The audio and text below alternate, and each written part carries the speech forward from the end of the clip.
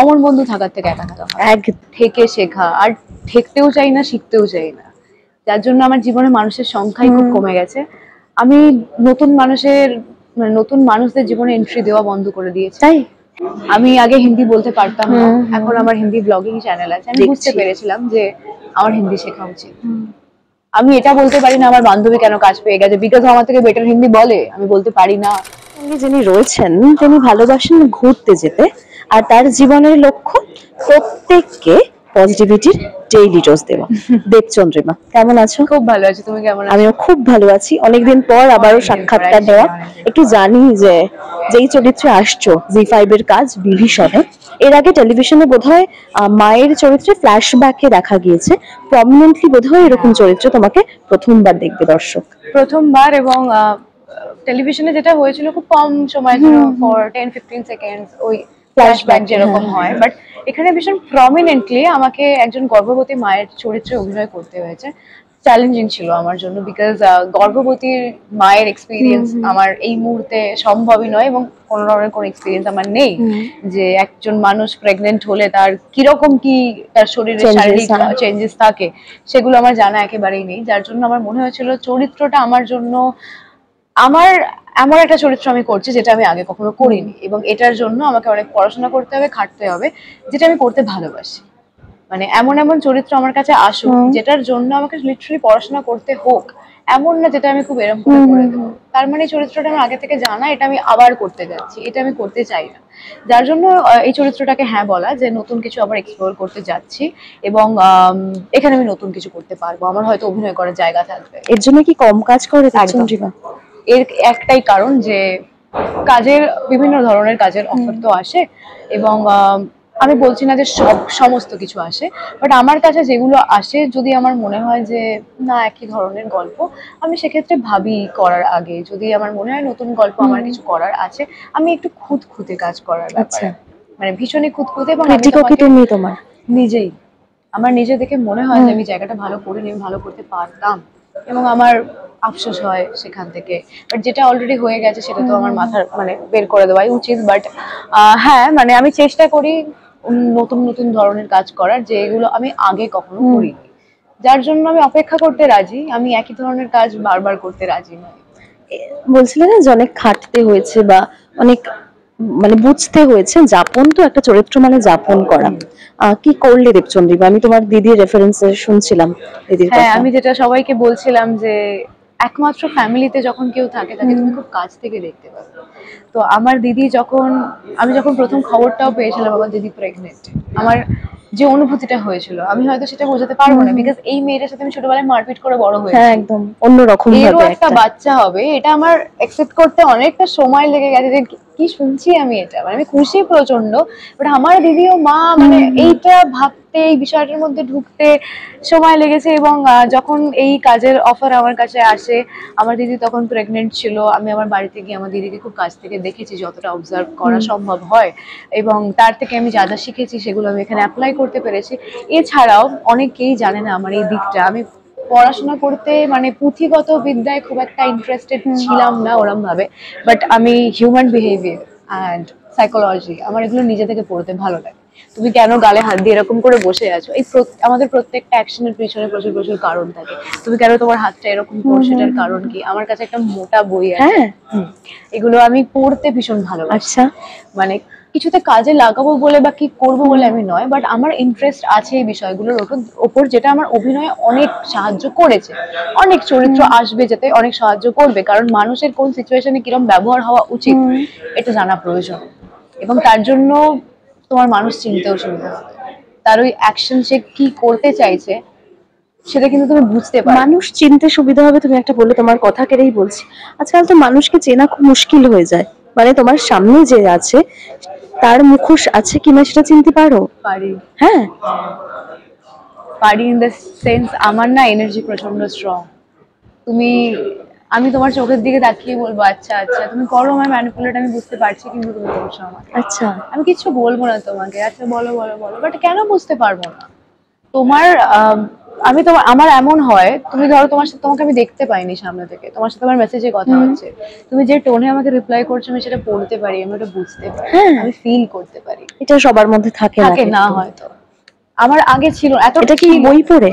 জানি না গো, এটা আমার না নিজের ভেতর থেকে ওই একটা ডেভেলপমেন্ট হয়ে গেছে। তবে মানে যেটা হয় ভালোর জন্য হয়েছে, বাট আমি বুঝতে পারি, সামহাও আমি বুঝতে পারি যে আজ না হয় কাল না হয় পরশু তুমি আমার সাথে বেশি দিন অ্যাক্টিং করে থাকতে পারবে না। একেবারে অভিনেত্রীর সামনে অভিনয় করাটা ভুল, এটা একটা আমি মানি। আর উল্টো দিকের মানুষটাও ধরো একজন অভিনেতা বা অভিনেত্রী, সেও তো অভিনয়টা জানবে, বাট আমি তাও বুঝতে পারি যে তুমি আমার সাথে জেনুইন নও। তোমাকে আমার জন্য দামি দামি গিফট কিনে আনতে হবে না, তোমার ব্যবহার বলে দেবে তুমি আমার সাথে জেনুইন কি জেনুইন নও। তোমার ওই দামি গিফট গুলো আমার চাই না, তুমি আমার সাথে সৎ থাকো। তো আমি মানুষ চিনতে পারি, এখন পারি। এবং আমার মনে হয় যত দিন যাচ্ছে, মানে এই বলে না ঠেকে শেখা, মানে বোধহয় এটা অনেকটা তোমাকে, মানে আমি এই চ্যাপ্টারটা সাহায্য করে দিয়েছি, ঠেকে শেখা। আর ঠেকতেও চাই না, শিখতেও চাই না, যার জন্য আমার জীবনে মানুষের সংখ্যাই খুব কমে গেছে। আমি নতুন মানুষদের জীবনে এন্ট্রি দেওয়া বন্ধ করে দিয়েছি। তাই হ্যাঁ, আমার জাস্ট কাজের জায়গায় কাজের টুকুই, মানে তার বাইরে আমার আর কিন্তু আমার ফোনে পাবে না। এই যে আমার প্যাক আপ হয়ে গেল, আর দেবচন্দ্রিমা নেই, এখন ফ্যামিলির মধ্যে। আবার কালকে সকাল 7টার কল টাইমে তুমি পাবে আমাকে। আমার কাজের বাইরে কারোর সাথে কোনো রকমের। এটা কি বরাবর ছিল দেবচন্দ্রিমা? না, হয়ে গেছে। জোর করে তৈরি করেছে এমনটা বিষয়টা নয়, বাট সময়ের সাথে সাথে আমার আমার কোনো মানুষের এনার্জি ভালো লাগে না, বা আমার এনার্জি খারাপ হয়ে গেছে, দুটোর মধ্যে কিছু হবে। আমি কাউকে এরকম ভাবে তো বলতে পারি না, আমি মানুষজনের সাথে আর মিশতে পারি না। সময় ইন্ডাস্ট্রি থেকে কি শিখলে? শুধুমাত্র স্পেশালি ইন্ডাস্ট্রি থেকে শিখেছি এমনটা একেবারেই নয়। বয়সের সাথে সাথে তো আমাদের ম্যাচিউরিটি অনেক বাড়তে শুরু করে, এবং ঘটনা বিভিন্ন রকমের যেগুলো আমরা জীবনে এক্সপিরিয়েন্স করতে থাকি সেগুলো আমাদের অনেক কিছু শিখিয়ে যায়। এখন আমি অনেক বেশি ভগবানের সাথে কানেক্টেড। আমি এখন অনেক বেশি আমার নিজের জগৎ নিয়ে থাকি। আমার বই পড়াশোনা আমি করি, ওই যে তোমাকে আমি বললাম আমি সাইকোলজির অনেক কিছু পড়ি, ভালোই সেটা কলেজের শিক্ষা না হোক বা মানে আমার মধ্যে সেই জ্ঞানটা আমি রাখতে চাই। তুমি তো পড়ছো, আমি পড়তে চাই, আমি বিভিন্ন ধরনের বই পড়ি। আমি ক্যামেরা বন্ধ করে তোমাকে একটা কথা বলবো, তুমি তারপর সেটা দেখো, তোমার মনে হবে হ্যাঁ এরমও হয়। তো এটা আমি একটা বই পড়ে জানতে পেরেছিলাম, এবং এখন পুরোটাই আমি আমার নিজের দুনিয়ায়, আমার মা, আমার ফ্যামিলি, আমার কাছের 3-4টে লোকজন, এইটুকুই আমার দুনিয়া। এবং এই কাজটাকে, অভিনয়ের কাজটাকে, এটাকে একমাত্র আমি আমার পেশা হিসেবেই এখন দেখি। এখানকার মানুষজনদেরও আমি আমার প্রফেশনাল কলিগ হিসেবেই দেখি, তার বাইরে আমার কারোর সাথে আর কোনো যোগাযোগ রাখারই ইচ্ছে নেই। কাজের ভয় নেই, মানে যত যোগাযোগ বন্ধ করে দেবে কাজটা আমি কোনোদিন মেনটেন করতে পারতাম না। আমার জীবনে তাড়াহুড়ো কোনোদিন ছিল না। একটা টাইমে মনে হতো বয়স পেরিয়ে যাচ্ছে, এবং আমারও হয়তো এই দৌড়ানো উচিত, বাট এই দৌড়টায় আমি দৌড়তে পারিনি কোনোদিনই। আমার মনে হয়েছে যে আমার নিজেকে ইমপ্রুভ করা উচিত। আমি কখনো নেগেটিভলিও ভাবতে পারিনি। আজকে আমার কাজটা যদি তুমি পাও, ডেফিনেটলি তোমার মধ্যে বেটার কিছু আছে, তার জন্য তুমি কাজটা পেয়েছো। আমি তোমার মধ্যে এক্সট্রা কি আছে সেটা খোঁজার চেষ্টা করেছি, আমার সেটা শেখা উচিত বলে আমি মনে করেছি। আমি আগে হিন্দি বলতে পারতাম না, এখন আমার হিন্দি ব্লগিং চ্যানেল আছে, আমি বুঝতে পেরেছিলাম যে আমার হিন্দি শেখা উচিত। আমি এটা বলতে পারি না আমার বান্ধবী কেন কাজ পেয়ে গেছে, বিকজ আমার থেকে বেটার হিন্দি বলে, আমি বলতে পারি না, তাহলে আমার শেখা উচিত। আমি অন্য কাউকে দোষ দিতে পারি না, বা হিংসায় কারোর নামে খারাপ কথা বলতে পারি না। তার যোগ্যতা আছে, সে কাজটা পেয়েছে, এবং কোনো কাজে কেউ যদি আমার থেকে বেশি যোগ্যতা যুক্ত হয়ে থাকে, আমি চাই সে কাজটা করুক, আমার মধ্যে কোনো হিংসা কাজ করে না। সো আমি টেলিভিশন থেকে কাজ শুরু করেছিলাম, এবং খুব তাড়াতাড়ি, খুব সময় নিয়ে 5-6 বছর টেলিভিশন করার পর, 3-4টে প্রজেক্ট করার পর আমি ওটিটিতে শিফট করি। এবং ওটিটিতে প্রথম আমার ক্যারেক্টার ছিল খুব ছোট্ট একটা চরিত্র, যেটা আমার না ইচ্ছা সত্ত্বেও আমি করেছিলাম, বিকজ আমার মনে হয়েছিল মানুষকে এটুকু জানানো প্রয়োজন, এই একটা মেয়ে এক্সিস্ট করে যে অভিনয়টা কিছু হলেও করতে পারে। একবার মানুষকে দেখতে দেওয়ার সুযোগটা দেওয়া উচিত, বা প্রডিউসারের জানা উচিত দেবচন্দ্রিমা বলে একটা মেয়ে এক্সিস্ট করে, এর অডিশন নেওয়া উচিত। এবং সেই চরিত্র করার পর শ্রীকান্ত আমাকে পরিণীতার জন্য অডিশন দিতে বলেন, এবং সেখান থেকে আমি সিলেক্ট হয়ে যাই। তার মাঝখানে আমি আড্ডা টাইমসের আরেকটি ওয়েব সিরিজ করেছিলাম, যেটার নাম ছিল প্রেমে পড়া, এবং সেটাও অনেকের ভালো লেগেছে, অনেকে প্রশংসা করেছেন। তারা অনেক ভিডিও ক্লিপ আমি দেখতে পাই সোশ্যাল মিডিয়ায় বিভিন্নভাবে ঘুরে, যেটা দেখে আমার ভালো লাগে। আমি সবসময় প্রচুর কাজ করার থেকে 4টে ভালো কাজ করার বিশ্বাস, কোয়ান্টিটি, হ্যাঁ কোয়ান্টিটিতে বিশ্বাস করি, কোয়ালিটি, কোয়ালিটিতে বিশ্বাস করি আমি, যে সব কাজ আমি করব এমনটা আমার কখনো ছিলই না। তো আজও আমি চেষ্টা করি যে সব থেকে ভালো ভালো কাজ যেগুলো, যেগুলো আসবে অন্তত আমার কাছে সেগুলোই যেন আমি করতে পারি, আমি সব কাজ করতে চাই না। এবং তোমার ব্লগগুলো যেগুলো আমি দেখি যে অরিজিনাল কন্টেন্ট যেগুলো, আমি না প্রিটেন্ড করতে খুব কম পারি। আমি তোমার সাথেও যে কথা বলছি আমি বিনা চিন্তা করে তোমায় কথা বলছি। আমি যখনই চিন্তা করতে শুরু করবো আমি ফাম্বল করতে শুরু করবো, কারণ আমি বানাচ্ছি আমার ভেতরে কথাগুলো। আমার মধ্যে মেকি ব্যাপারটাই নেই। আমার মনে যেটা চলছে আমার মুখে সেটাই তোমাকে আমি বলবো। আমি যদি তোমাকে বলছি, অনেকে বলে তুই ভয় পাস না, তুই এরম ভাবে বলে দিস তুই এই কাজ করতে চাস না ওই কাজ করতে চাস না। আমার বক্তব্য যে কাজে আমি খুশিই হচ্ছি না। হচ্ছ না তুমি তোমার কাছে? আমি বলছি, ধরো যাকে আমি না বলছি, যে প্রোডিউসার, সে ইগোতে নিয়ে নিতে পারে যে তুমি কে, তুমি আমাকে না বলছো আমার প্রজেক্ট।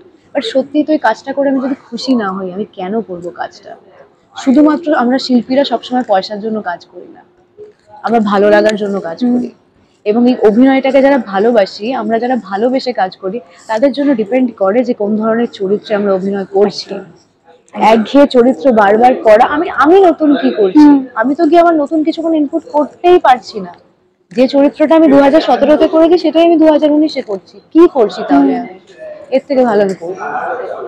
আমি বসতে রাজি আছি। আমি বলছি আমি দৌড়াতে রাজি নই, যার জন্য আমার আলাদা করে আরো 3টে প্রফেশন তৈরি করা, আমার মানে যাতে আমার কোনোদিন আর্থিকভাবে সমস্যা না হয়, যে পয়সার অভাবে আমাকে কাউকে হ্যাঁ বলতে হচ্ছে আমার সেই কাজে মন নেই। সেই কাজটার সাথে আমি ভুল করছি, সেই কাজটা হয়তো অন্য কেউ খুব ভালোবেসে করবে, তাহলে তাকে আমার কাজটা ছেড়ে দেওয়া উচিত। আমি পয়সার জন্য হ্যাঁ বলবো না। কম্পিটিশনেও নেই দেবচন্দ্রিমা। কম্পিটিশন করলেও আমি খুব হেলদি কম্পিটিশনে বিশ্বাসী। লাইক ওই যে তুমি কেন কাজটা পেলে, আমি এটা খুব পজিটিভ ওয়েতে দেখার চেষ্টা করি যে তোমার মধ্যে কি ভালো কোয়ালিটি আছে যার জন্য আমাকে সরিয়ে দিয়ে তুমি কাজটা পেলে। হয়তো তুমি আমার থেকে ভালো অ্যাক্টর, বা হয়তো তুমি আমার থেকে ভালো কথা বলো। যদি সেই চরিত্রটাতে তুমি বেশি ভালো ফিট করো, আমি নিজে চাই তুমি চরিত্রটা করো, আমি হতে চাই না। বাট যদি যোগ্যতা আমার বেশি থাকে, আমাকে অন্যভাবে বাদ দিয়ে দেওয়া হয়, সেটা আমার হাতে নেই। সেই একদম আমি প্রচন্ড স্পষ্ট কথা বলি, সেখানে আমি কিছু করতে পারি না। আমি আমার 100% দিয়ে চেষ্টা করতে পারি, বাকি ওপরওয়ালা, বাকি আমাদের থেকে যারা মাথার উপরে বসে আছে তারা ডিসাইড করবে। বাট আমি দৌড়ে নেই, আমার মন খারাপ হয় না, আমার কিছু হয় না। আমি মন খারাপ কি এখন হয় না? আমার মন খারাপ হতো, হ্যাঁ, যে আমার মনে হচ্ছে আমি ডিজার্ভিং এটার জন্য, আমার এটা পাওয়া উচিত, বাট আমি এটা পেলাম না, অন্য কেউ করছে। এবং জানি না, আমার খারাপ লেগে যেত যে এই কাজটা কোথাও আমি এক্সপেক্ট করেছিলাম আমি করব।